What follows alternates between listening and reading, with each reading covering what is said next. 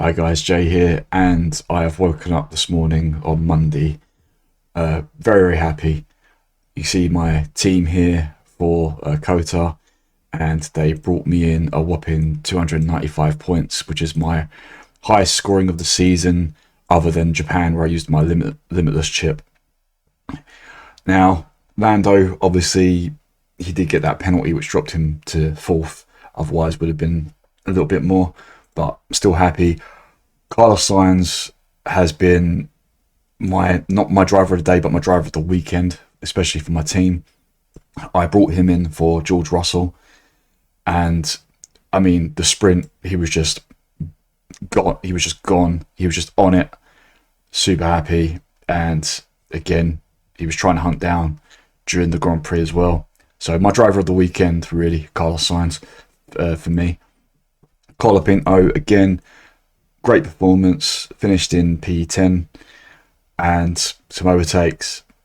He lost 2 positions in the sprint, but nonetheless, I mean, even with a low qualifying, I mean, qualified in 17th, and yeah, still value for money with Franco. And I've got the 2 Saubers, who, to be fair, have brought me in 7 points. Bottas brought in a point, and Joe brought in 6 points. Obviously, he had that spin, so maybe it could have been better, possibly. But I mean, he got 6 overtakes, so I can't complain too much. 80 points from McLaren, and a whopping 97 points from Ferrari. Obviously, unfortunately, I don't get the driver of the day from Leclerc, and the fastest lap was Ocon in the end, so I don't get that either. But yeah, super happy. My highest scoring. Ironically, about a third of the way into the season, I had a question on one of my videos, and I did 2 experimental teams, and the first of those 2 experimental teams actually scored 308 points. 305 points or something like that. So the difference was it was basically Piastri and Leclerc rather than Norris and Sainz, if I remember correctly. But yeah, I'm not going to complain at all. I'm very very happy with how things went. I mean, league wise, I did climb, but I didn't climb as high as I was hoping I would. I went from 78,000 to 71,000, but again, blue arrow. So as I said in a previous video, for me it's damage control. But no, very happy. So moving forward, obviously we've got Mexico, and for me, I'm probably likely to stick. The reason I say that is I'd like to save a transfer for Brazil. I mean, I could go with my first test team that I mentioned a minute ago, where I could trade Norris and Sainz for Piastri and Leclerc. It's tempting, but obviously I would then use both my transfers. The only other thing as well, I wondered if I could bring in someone for Joe, but unfortunately not.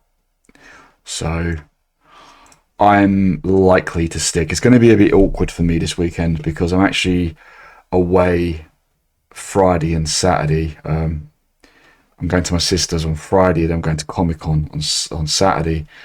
So I should be able to catch I should definitely be able to catch qualifying when I get home Saturday. But in terms of practice, the practice sessions, I'm probably going to miss them, which is another reason why I'm probably going to stick. Obviously, I will try and look up the results, but I just think at the moment this is probably my best bet going forward for now. So just a couple of things then. Looking at last year, so this is the race classification for Mexico Grand Prix last season.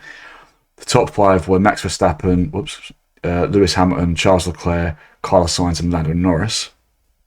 Lando Norris got driver of the day, and I'll get to that in a sec. Lewis Hamilton got the fastest lap with a 1:21.334. There was 3 retirements. Those were Alonso, K-Mag, and Perez. But that's last season. looking at this, I don't expect Lewis to be second. I just don't, especially after this past weekend. But I do think Leclerc and Sainz are definitely, I think, could be in for a chance for a podium. Lando, as long as he stays on form. Russell was a weird one this weekend because he done really well in sprint qualifying, not so well in the sprint. Then he had to, because he crashed in the was it qualifying? Well, because he had that crash, obviously he had to start from the back of the grid during the Grand Prix. But to fair play to him, he still finished, I think it was 6th or 7th. So, you know, Russell, this is my issue with the Mercedes. They seem very mixed. I would favour Russell over Hamilton personally, but I just don't know reliability-wise in terms of their consistency. I'm not too sure on personally. Piastri was P8. I can see Piastri being higher, obviously, and then just got the rest of the grid there. So that was the actual race classification for last year. In terms of F1 Fantasy, so this is the 2023 scores. We've got here Mexico, and I've done it so that we've got the most points to the least. And Lando Norris was top, and like I say, he did get driver of the day apparently, so he got 10 points. With Max Verstappen came second, Lewis in third, because obviously Lewis got that fastest lap, or even then he still would have been third anyway. So those Norris, Verstappen, and Hamilton scored over 40 points in F1 Fantasy last season. With Leclerc and Tsunoda, because obviously that the AlphaTauri, it was known back then, was a lot better than the RB this season, in my opinion. But yeah, Leclerc and Tsunoda in 4th and 5th. So yeah, I don't see Tsunoda being there. I don't see Lewis being there for this year. But that's the score pecking order for last year's Mexican Grand Prix in terms of F1 Fantasy, to give you sort of, you know, hopefully that'll help you make your decision. Now, on that, looking at my thoughts for the Mexican Grand Prix in terms of F1 Fantasy, save a transfer, and I'm going to say yes, especially if you have the ×3 or the limitless available. And a side note, it looks like Brazil is going to be a wet one. You can see here, this is on bbc.co.uk/weather. This is Sao Paulo for the 3rd of November. And we can see it's going to be very wet. Also for the practice and the qualifying. So that's Friday. And then we've got Saturday. And then Sunday. So yeah, I would definitely save a transfer. That's what I'm going to do, I think. Especially if you have the ×3 or the limitless available. And with Brazil looking like it's going to be a wet one, that could work in your favour. Or you might want to hold off till Qatar. It's your call, obviously. McLaren aside, Red Bull, Ferrari or Mercedes. Ferrari is not even a question for me. Perez is not worth the risk. I mean, again, he struggled to get past Tsunoda, you know, for example. As I said earlier, I would go for Russell over Hamilton if you have to bring in a Mercedes driver. However, like I say, the Mercedes for me is very, very mixed performances this year. So, you know, this is only if you have to have a Mercedes driver. I would go with Russell, personally. But obviously it depends on how practice goes. Is Lawson worth keeping if you have him? Absolutely, I would keep Liam Lawson if you have him in your team.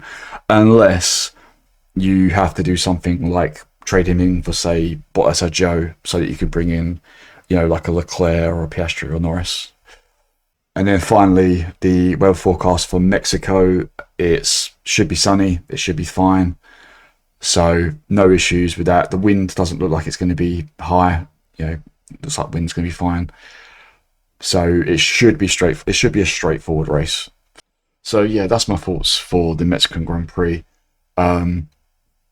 You know, the only thing really that stood out this weekend was obviously Lewis had that spin early on in the race, which was very unusual. Again, this is why I say with Mercedes, just think it's reliability wise, it's just been a mix this season. I know some of us got hit by Russell after, I think it was Spa, for example, but nothing else really has stood out. The only other thing I've found, which was on gpfans.com, and this isn't to do with any of the drivers or anything, it's to do with the Grand Prix itself, is that there was an investigation launched because safety for the fans. So I'll just find it here.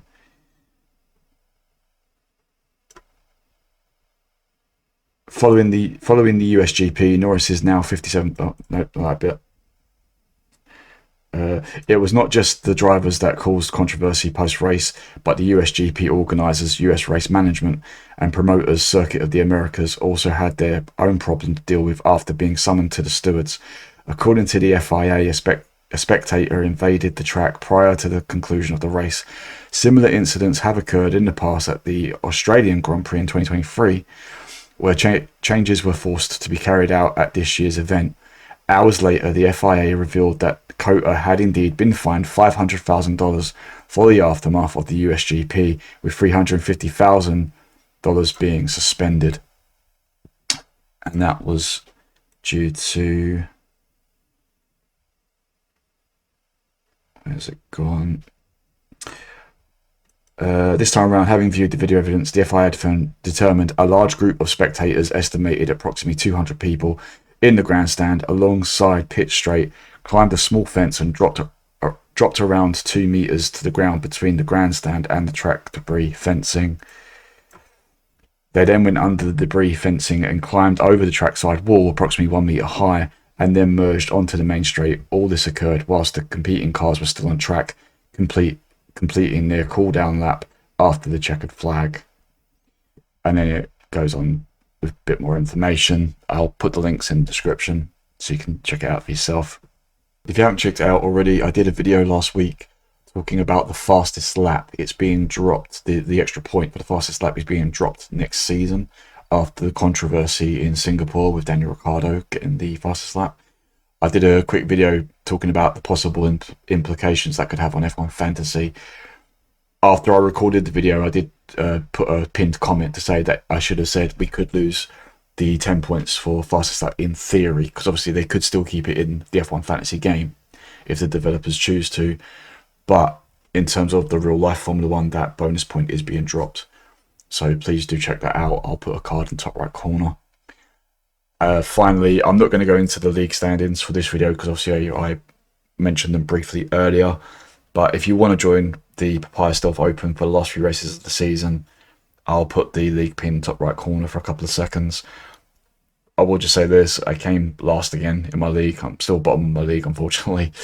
But if I remember, I'll bring it up in next week's video. Talking of next week's video, I've got a hospital appointment on Monday, so the video may be a little delayed. I like to try and record and edit these on Monday and then release them for Tuesday, 12 PM UK time.